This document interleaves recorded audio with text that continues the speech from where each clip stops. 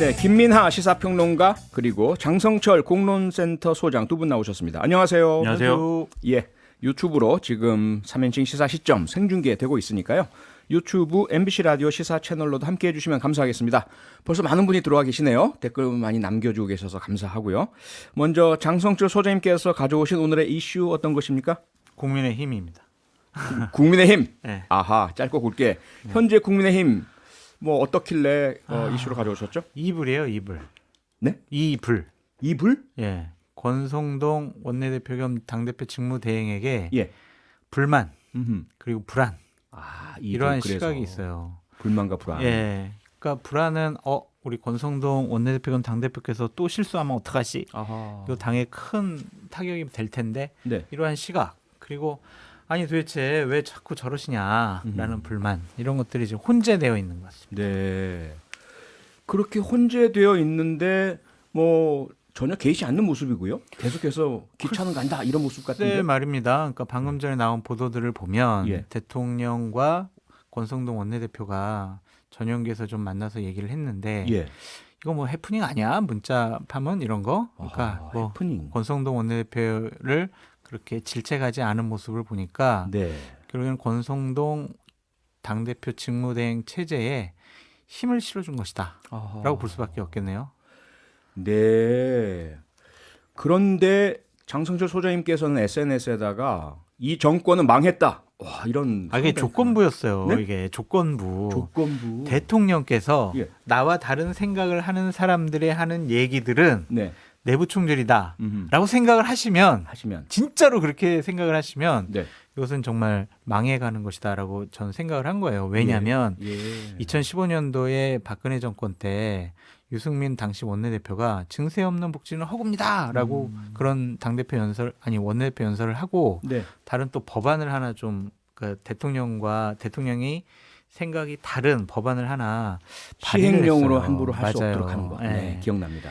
그걸 갖고 대통령께서 어마하게 화가 나셨죠. 예. 그래서 수보 회의 때 배신자를 국민들께서 심판해달라고 맞아요.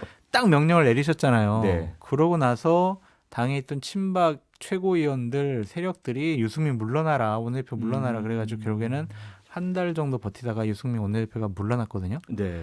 그 다음부터 당은 친박이 완전히 당을 장악을 하고 아하. 다른 목소리가 나오지 않게 했습니다. 네. 그것이 결국에는 총선 지고 그리고 탄핵까지 당했던 그러한 하나의 단초가 아니었느냐라는 좀 생각이 들어요. 네. 다른 목소리가 나오는 것에 대해서 불편해하고 힘들어하고 억누르려고 하는 정당이 과연 민주정당이냐라는 생각도 들고 네. 자체 정화 기능이 없는 그런 정당이 과연 국민의 사랑을 받을 수 있는 정당이 되느냐. 자체 정화 기능이 없으면요 국민들이 심판합니다. 뭐로 심판하냐? 표로. 선거 때. 맞아요. 그러니까 스스로 계속해서 야 우리가 뭘 잘못했지? 우리가 민심과 어긋난 결정은 뭘 하고 있을까? 우리가 국민 눈높이에 맞지 않은 그러한 잘못은 한 게 뭐가 있을까? 끊임없이 되뇌이고 네.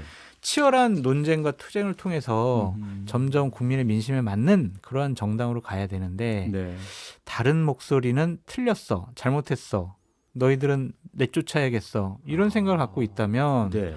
이거는 올바른 태도가 아니죠. 네. 그래서 저는 대통령께서 그런 생각이라면 망한 거 아니냐 그런 판단을 한 겁니다. 장성철 소장님은 어떻게 보자면 제가 느끼기에는 이 보수 정권 또 진영을 사랑하는 마음에서 여기서 빨리 바로잡아야 된다 이런 충정이 진하게 느껴지거든요. 그런데 그렇다고 해도 지금 이 평가 김민하 평론가께서도 이 정도 되는 부분 이 상황이 고쳐지지 않는다면 이 정권 망했다 이 정도라고 심각한 상황이라고 보세요? 근데 저는 이제 자기가 어떤 정치적 지향을 갖고 있든 어떤 정당을 지지하든 예. 정부가 잘했으면 좋겠다라는 기본적인 마인드는 있어야죠. 그러니까 그렇죠. 잘했으면 좋겠다는 게 결국 정부가 못하면 네. 정권이 제대로 되지 않으면 대한민국에 큰 타격이 되기 때문에 그렇죠. 잘해야 되는 겁니다. 맞아요. 근데 저는 이 보수 정부를 지지하지 않고 네. 전혀 그런 사람은 아니지만 예. 어쨌든 잘했으면 좋겠다는 마음을 가지고 이 사안을 볼 때는 네. 이게 이상한 방향으로 가고 있다 분명히 좋을 게 하나도 없는 일을 대통령이 용인을 하고 있다 이런 생각이 들거든요. 네. 무슨 얘기냐면 다른 목소리를 이제 인정해야 된다 이렇게 말씀하셨는데 맞습니다. 그리고 다른 목소리라고 판단되는 거에 대해서 배신자다 이렇게 찍어 누르면 안 된다 말씀하셨는데 또 핵심이 뭐냐면 그 다른 목소리가 뭐냐에도 핵심이 있어요. 예를 들면 그 다른 목소리라는 게 국민의힘이라는 당이 더 우측으로 가야 되고 뭐 일부 뭐 예를 들면은 지난 뭐 과거의 총선이 뭐 부정선거였다든지 또는 이제 그거 유튜브들이 막 이렇게 주장하는 황당한 내용들 박근혜 전 대통령은 뭐 중국의 무슨 뭐 인터넷 세력들이 때문에 탄핵이 됐다든지 뭐 이런 얘기를 하는 사람들에게 힘을 실어주는 방향이 그게 이제 다른 목소리일 수는 없는 거고 그렇죠. 다른 목소리라는 거는 당이 좀 더 중도로 가고 네. 그리고 좀 더 많은 국민들을 대변할 수 있는 정치 세력이 되고 보수가 그래서 일부의 정말 이 극단적이고 폐쇄적인 그런 사람들뿐만이 아니고 네. 전체 이 국민들을 위해서 이 정치를 할 수 있는 그런 세력이 되자라고 하는 게 다른 목소리여야 되는 거거든요. 그리고 이 목소리들이 이제 용인이 되고 그런 목소리를 따라서 당이 가야 되는 건데 예. 오히려 지금 어제도 좀 말씀드렸습니다만 권성동 원내대표 체제, 권성동 직무대행 체제가 지금까지 현안을 다뤄온 방식은 그런 방식이 아니었어요. 중도적으로 가는 방식이 아니라 오히려 갈등을 유발하고 그리고 뭐 극단적인 메시지로 좀 치우치고 파업은 뭐 강하게 진압을 해야 되고 공영방송은 언론 노제 장악이 됐고 그리고 뭐 주로 그런 메시지들 경찰들은 경찰대 출신들한테 휘둘려가지고 이게 뭐 잘못된 길을 가고 있고 네. 얼마나 황당합니까? 근데 그런 거에 대해서 잘했다고 하고 앞으로도 그렇게 하라고 하는 대통령의 이 메시지가 잘못됐다고 저는 봐요. 그래서 상당히 우려가 되고 당연히 장 소장님도 우려할 수밖에 없는 그런 국면이다라고 보는 겁니다. 네. 그러면요, 장선주 소장님 지금 국민의힘 내부 분위기 이 불로 표현해 주셨어요. 불만과 불안.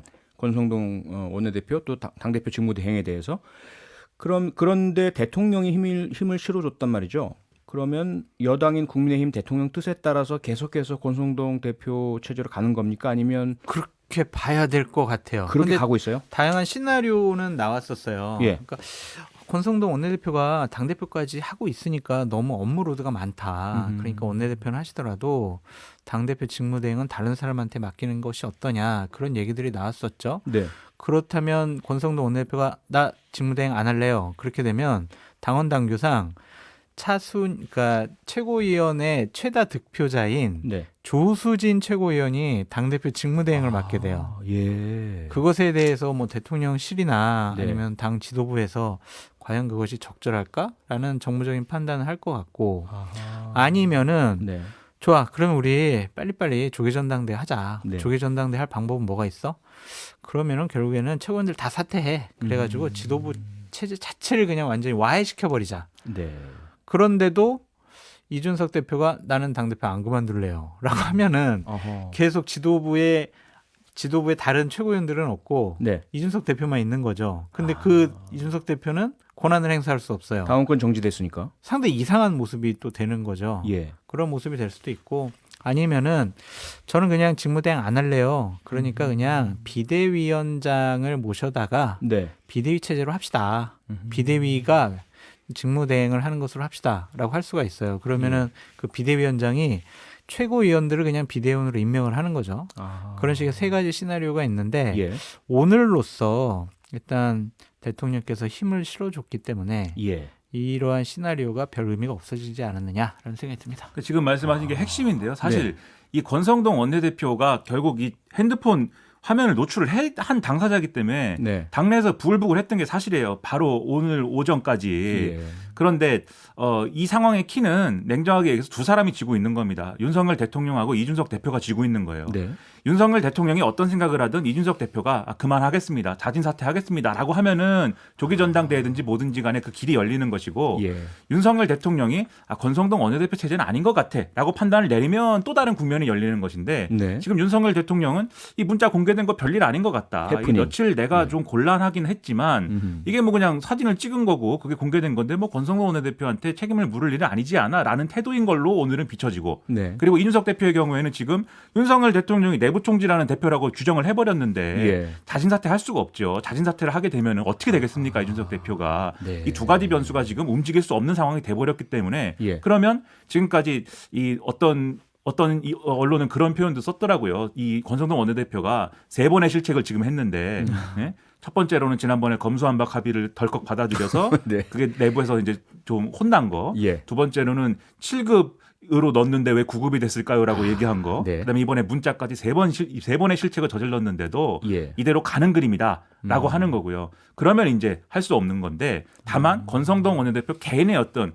그 커리어로 봤을 때 네. 전당대회에 나가는 그림을 그렸을 텐데 아마 네. 내년에 예. 그거는 좀 어려워지지 않았을까라고 하는 그런 평가는 가능할 것 같습니다. 제가 국민의힘 당원이 아니기 때문에 내부 총질은 아니고 외부 총질을 좀 하겠습니다. 네. 그러니까 대통령과 권성동 원내대표가 주고받았던 문자를 네. 사적 대화다. 이것이 공개된 것이 유감이다라고 해명을 한 어제 대통령실의 홍보수석의 해명은 정말 부적절하고 잘못됐다라는 생각이 들고요. 예. 또한 오늘 두 분이 얘기를 나누면서 별일 아니야, 해프닝이야. 아이, 권 대표 열심히 해.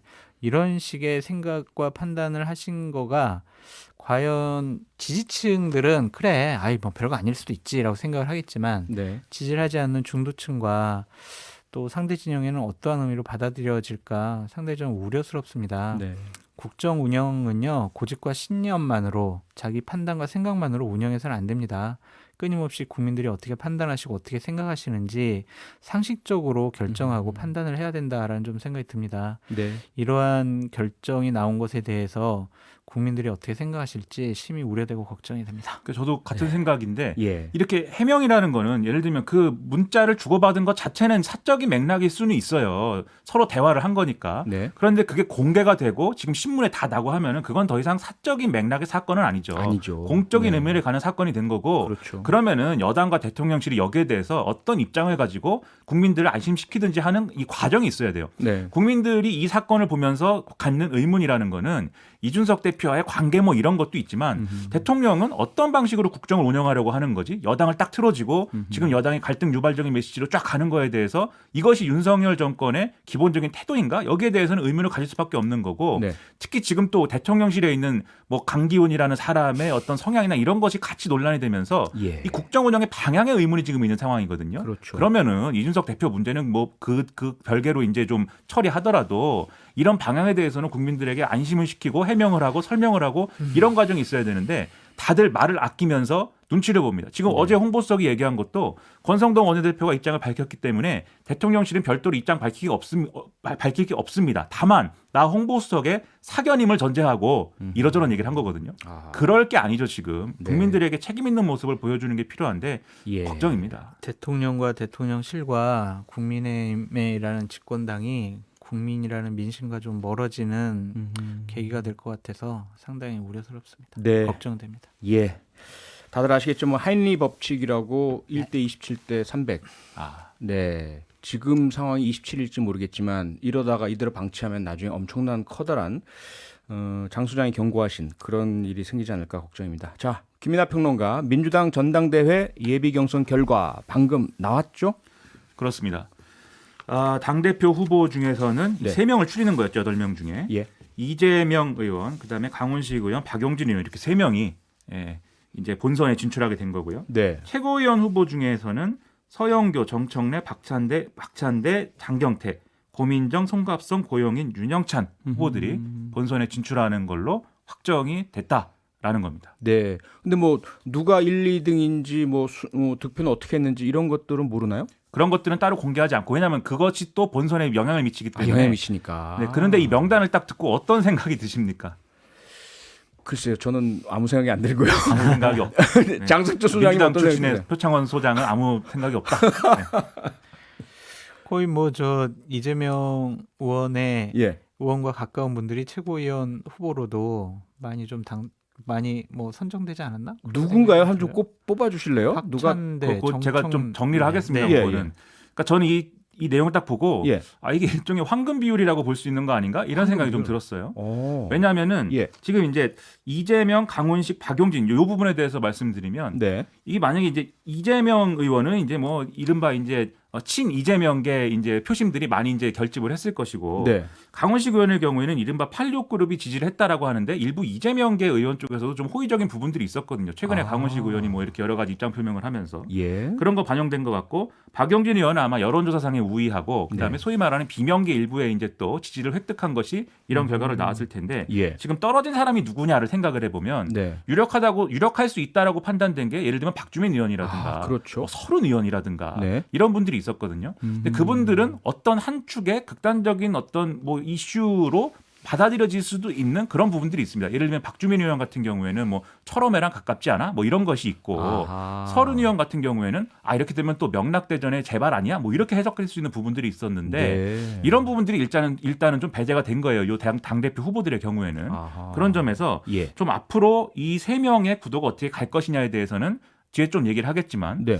최악의 구도는 아닌 것 같다라는 생각이 들고 예. 박주민 의원이 좀 충격이었어요. 지난번에는 최고 득표로 최고위원 됐었잖아요. 그랬었죠. 예. 그렇죠. 근데 지금은 커탈락된 것은 어허. 본인의 정치적인 여러 가지 지난 날들을 되돌아봐야 되지 않을까라는 생각이 듭니다. 아. 그거에 대한 평가가 아니겠어요, 결국에는? 그렇습니다. 네, 그렇죠. 당내에서 이제 그것에 대한 의식이 있었던 것 같아요. 네. 너무 예를 들면 너무 친문 또는 너무 친명 또는 너무 철험해 이런 것은 음흠. 좀 배제하는 게 좋지 않아? 네. 이런 표심들이 좀 움직였다라고 볼 수 있는 게 지금 말씀하신 이제 그런 대목인 거죠. 네. 개인적으로는 제가 사는데 은평구인데 박주민, 강병원 두 의원들이 떨어져가지고 좀 그런데 아 그렇군요. 그리고 최고위원 후보들 말씀드리면 예. 네. 서영교, 정청래, 박찬대, 장경태 후보들이 이른바 친명계다 이렇게 볼 수 있는 뭐 그런 후보들일 거고 아하. 고민정, 송갑성, 고영인, 윤영찬 이 후보들은 개인차는 있을 테지만 네. 그래도 좀 친명계는 아니지 않느냐 비명 아니냐 아마 이렇게 분류를 할 거예요. 아하. 그러면 정확하게 지금 네.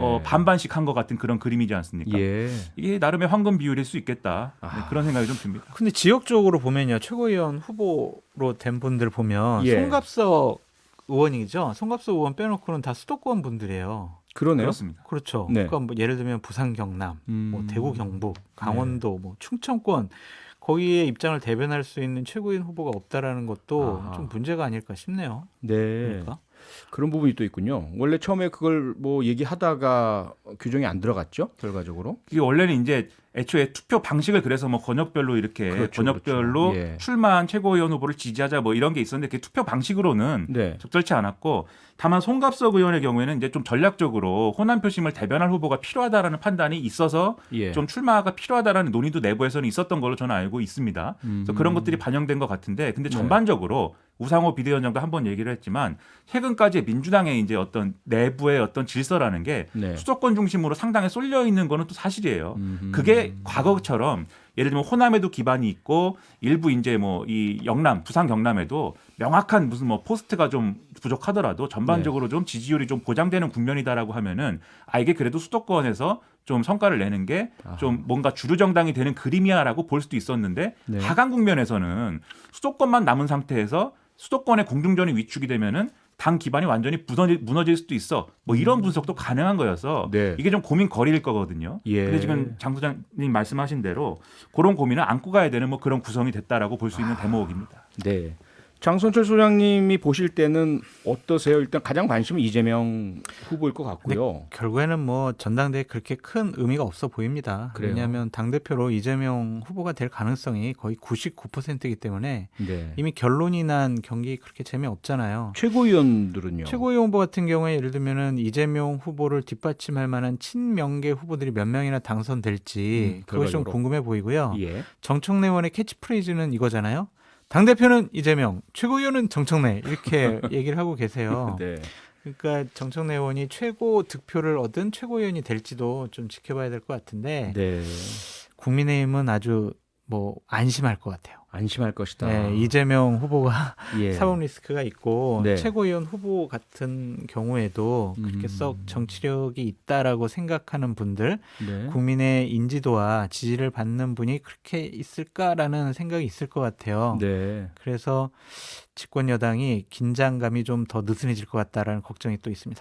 근데 그 부분은 이렇게 볼 수도 있습니다. 지금 예. 어대명 구도가 사실 그런 효과를 가질 수 있다라고 볼 수 있어요. 네. 이게 어차피 이재명 의원이 당선되는 거에 대해서는 그런데 네. 역으로 생각을 해보면 민주당 지지층이 이재명 의원이 여러 가지 약점이 분명히 있는데 그럼에도 불구하고 지금 지지하는 이유가 있거든요. 예. 누가 틀어지고 가지 않으면은 민주당이 뭔가 이렇게 좀 뭔가 해내기가 어려운 것 같다 이런 강한 생각들이 리더십. 있는 건데 예. 그럼 역으로 얘기하면 지금 이 이재명 의원에 대한 여러 우려 중에 제일 큰 게 지금 사법 리스크인데 그렇죠. 이거를 그냥 수사기관이 부당하다, 내가 억울하다라는 것만으로 방어하면은 지금 말씀하신 효과가 날 거예요, 결국은. 네. 그게 아니라 이것에 대해서 정정당당하게 다 수사해라. 예를 들면 열어놓고 예. 해볼 때 할 수 있을 때까지 해봐라. 나는 그 털어도 그 나온 데 없다라고 하는 걸 증명할 수 있으면은 오히려 이거는 돌파할 수 있게 되는 거거든요. 그거 어떻게 증명해요, 그거를? 그렇죠. 그렇게 할 수 있는지는 지켜봐야 되겠죠. 전당대회 국면에서. 할 수 있는지. 지켜보겠습니다. 네, 여기까지 하겠고요. 김민하 시사평론가, 장성철 소장 두 분과 함께했습니다. 수고하셨습니다. 감사합니다.